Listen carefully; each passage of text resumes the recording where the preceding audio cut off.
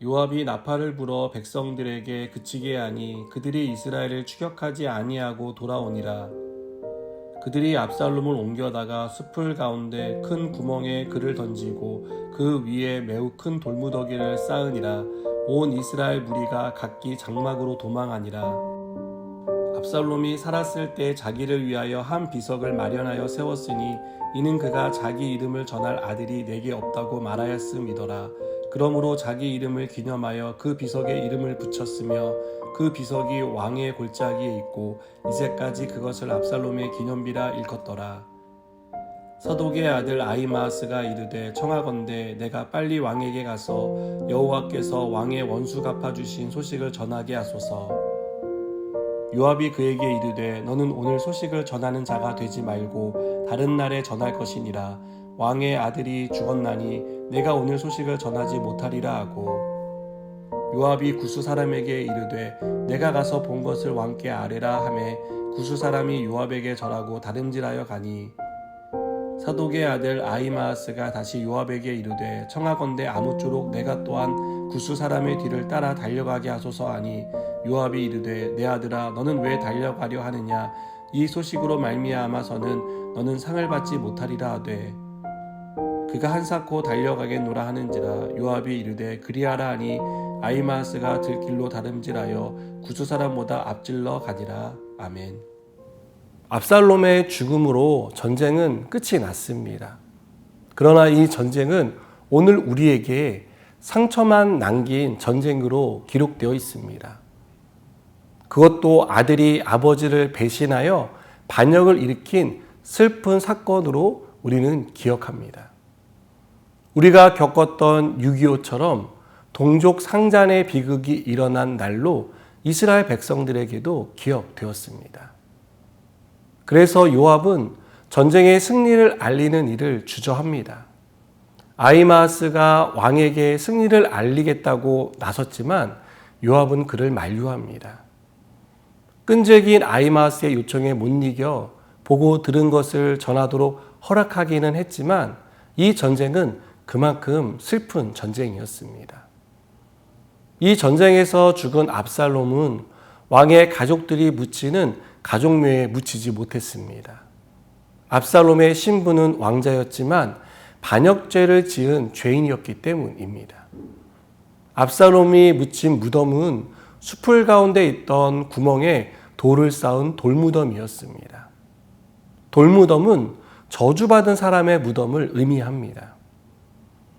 또 압살롬은 살아있을 때 이름을 전할 아들이 없는 것을 한탄하며 자기 이름을 새긴 비석을 세웠습니다. 사람들이 자신을 기억해 주기를 바랬던 것입니다. 그러나 압살롬이 세운 비석은 이스라엘 사람들에게 아버지를 배신한 반역자의 비석으로 기억됩니다. 하나님의 심판을 받고 비참한 최후를 맞은 저주받은 사람으로 기억됩니다. 여러분, 우리는 오늘 말씀에서 어떻게 기억되는가는 어떻게 살았는지와 관련이 있는 것을 봅니다. 삶을 어떻게 살았느냐는 우리가 어떤 사람인지를 보여주는 바로미터가 되는 것입니다. 저는 목사입니다. 목사라는 특성상 장례식장에 자주 갑니다.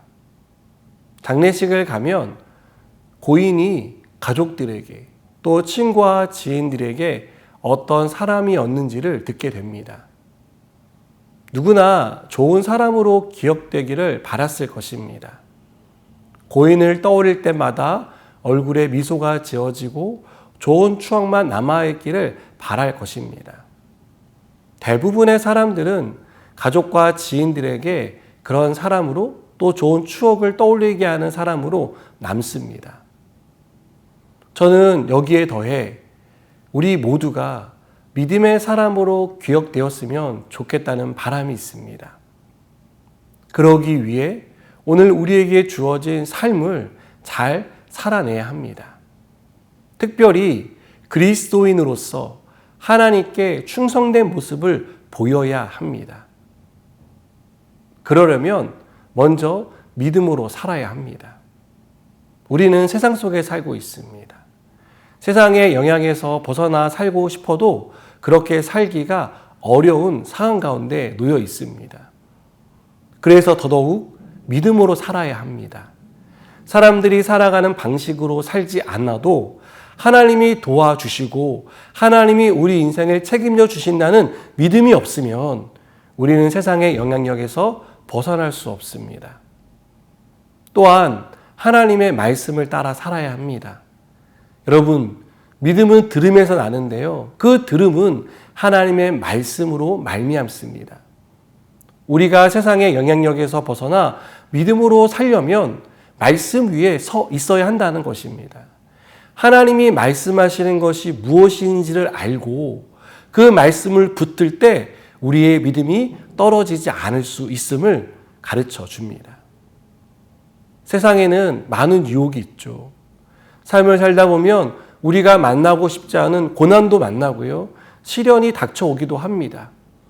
우리는 이것들로 인해 믿음에서 떨어지고 하나님에게서 돌아서는 일을 하기도 합니다. 사랑하는 여러분, 하나님이 주신 오늘을 믿음으로 살아가는 저와 여러분이 되었으면 좋겠습니다. 그래서 말씀을 붙들고 깨어 기도하며 유혹과 시련 앞에 흔들리지 않는 믿음의 사람으로 살기 위해 몸부림치는 그런 삶이 우리에게 이루어지기를 원합니다. 우리가 이렇게 계속 믿음의 선한 싸움을 싸워 나간다면 우리의 모습은 많은 사람들에게 믿음의 사람으로 아름다운 하나님의 사람으로 기억될 것이라고 믿습니다. 기도하시겠습니다.